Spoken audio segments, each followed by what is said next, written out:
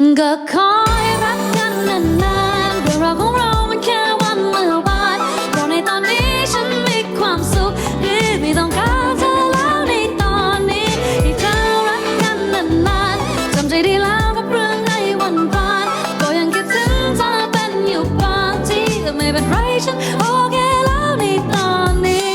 ฉันว่าเธอควรจะพักก่อนกลับไปพักผ่อนกับคนที่เธอเลือกแล้วไม่ต้องมาเธอรอคำฟ้าเธอจะเป็นห่วง but baby I'll try เพื่อสักวันจะลืมเธอได้จริงๆเพราะสำหรับฉันมันไม่เคยง่ายเลยจริงๆขอให้รักกันนานๆเรื่องราวของเรามันแค่วันเมื่อวานเพราะในตอนนี้ฉันมีความสุขที่ไม่ต้องการเธอแล้วในตอนนี้ที่เธอรักกันนานๆจำใจดีแล้วกับเรื่องในวันวานก็ยังคิดถึงเธอเป็นอยู่บางทีแต่ไม่เป็นไรฉันโอเคแล้วในตอนนี้ฉันโอเคฉันโอเคไม่เป็นไรแล้วและคงดีน่าคนดีน่าคนดีบางทีแค่บางทีเป็นบางทีฉันแค่มาทำให้แน่ใจก็เพื่อว่าเธอเสียดายก็พอจะรู้ก็แปลว่าฉันไม่เหมือนใคร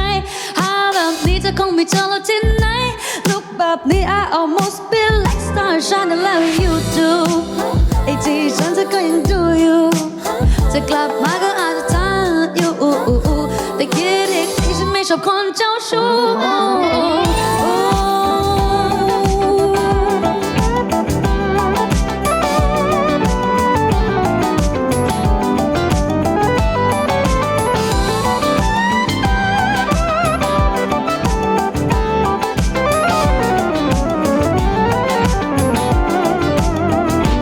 ก็ขอให้รักกันนานๆเรื่องราวของเรามันแค่วันเมื่อวานเพราะในตอนนี้ฉันมีความสุขที่ไม่ต้องการเธอแล้วในตอนนี้ที่เธอรักกันนานๆจำใจดีแล้วกับเรื่องในวันผ่านก็ยังคิดถึงเธอเป็นอยู่บางทีแต่ไม่เป็นไรฉันโอเคแล้วในตอนนี้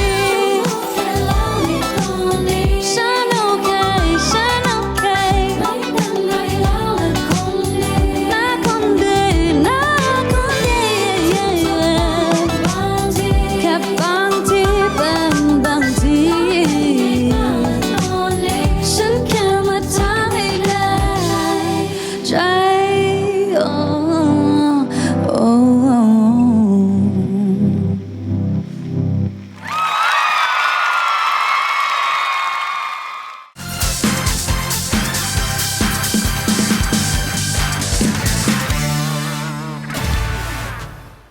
ดูละคร ซีรีส์ซิทคอม วาไรตี้ คอนเสิร์ต และทีวีออนไลน์ได้ทางแอปวันดี